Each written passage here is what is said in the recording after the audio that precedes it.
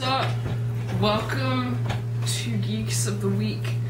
I'm grumpy today. First, we're gonna talk to the geeks because we have a lot to talk about, and then I'm actually gonna do my first anime review in a very long time. So let's get to it. Mario. I'm glad to know that I'm not the only person playing the cheap as free version of Injustice. It's totally just as fun, right? Vicky, all I remember you talking about was sex. Oh yeah, you asked us what movies we're looking forward to this summer. I'm not super huge on going to the movies because it's a lot of money to pay to sit in the dark for 2 hours. I prefer to stay at home sewing alone because I'm a creeper. Anyway, the only one I'm like really looking forward to and was actually like kind of paying attention to is Iron Man 3, of course, but I'm such a loser that I totally forgot until like yesterday that it comes out like next week. No, week after, because it's right in the middle of my finals, which is fantastic. Yeah, I'm one of like 2 people in the world who legitimately enjoys Iron Man 2 because I'm bi, pretty much. It was like the best $10 I ever spent, basically. I will watch Robert Downey Jr. as Tony Stark for as long as he's willing to do it. I don't care. He could do a cooking show or an infomercial, and I would pay $10 to sit in the theater for 2 hours and watch it. Also, in reaction to the fact that you got to share oxygen with Johnny Depp, I'm gonna counter that by letting you know, because I have not bragged about this before, but I'm just gonna get you back because I'm so jealous. I'm gonna get you back. I have shared oxygen with Daniel Radcliffe, and I've hugged Joel McHale. So you can just suck on that. They're not Johnny Depp, but you know what?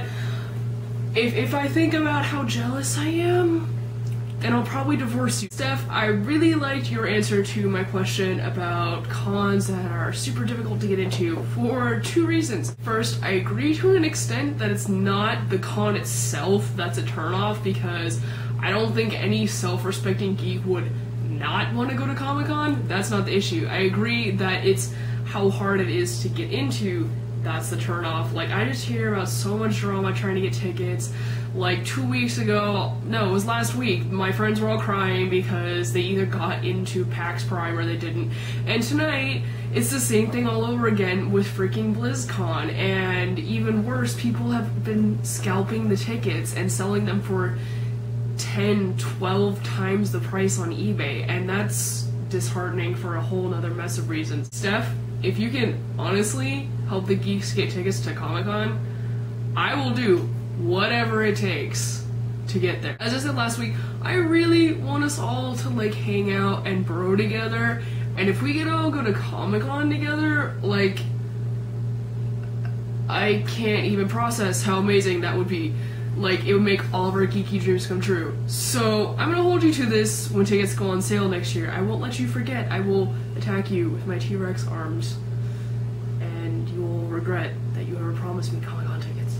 I'm also going to hold Mario to his promise to grow out his beard for me and cosplay Krieger from Archer, because I really have this sick need to cosplay Krieger's girlfriend, and my boyfriend won't do it with me. So Mario, if we go to Comic-Con, it's happening. Krieger-san, soon we will be married, yes? Also, I should add that I legitimately enjoyed your Injustice review. It was really well thought out and really well put, and made me even more upset that I haven't been able to play it yet. So yeah, I had the makings of a good review.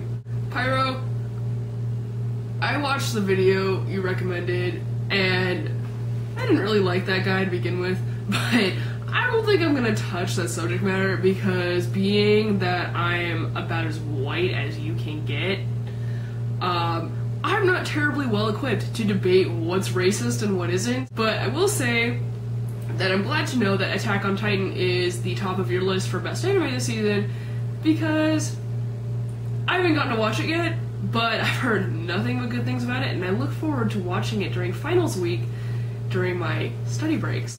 And that's a great segue into my first anime review in some time, because last week, during one of my study breaks, I had the pleasure of watching an OVA called Little Witch Academia, which I loved to death. It's about a young girl named Akko who wants to go to magic school because of Shiny Chariot. Worst name ever, but she's really super cool. She's a performing witch that Akko saw when she was a young girl, and Akko gets to go to school, but she kind of sucks at it, and not only does she struggle with that and with making friends, but she also struggles with the fact that the community really looks down on Shiny Chariot as this sort of fraud who makes them all look bad. But Akko just loves her so much and just wants to prove to everybody that Shiny Chariot isn't the disgrace everyone thinks she is. So for those of you who don't speak weeaboo, an OVA is not actually a full anime series. Usually it's several longer episodes with really high animation quality and really long waits in between episodes. Holla at me, Code Geass fans.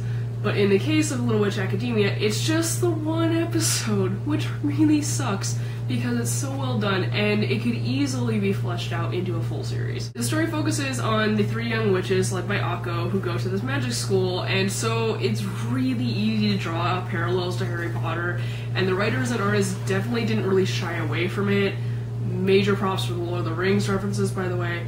But still, it feels very original in a lot of ways. A lot of its originality is thanks to the animation, which was done by a young studio called Trigger, which was founded by two former Gainax employees. So the style definitely has this very Gainax Gurren Lagann feel to it, but at the same time, it's like nothing I've ever really seen in anime before, because it's this weird mashup between like old school American cartoons and anime.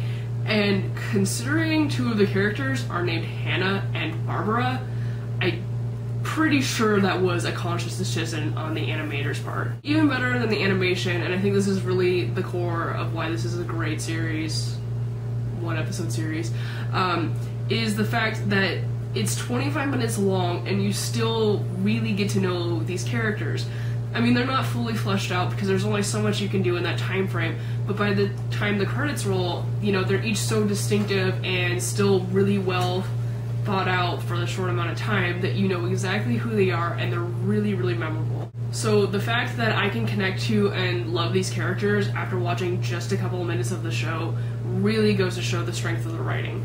So if you're a fan of magic, good anime, unique animation, or if you just wanted to see what Draco Malfoy would be like as a girl, do yourself a favor and watch Little Witch Academia on Crunchyroll. Oh good god, I'm sure you all are sick of me right now.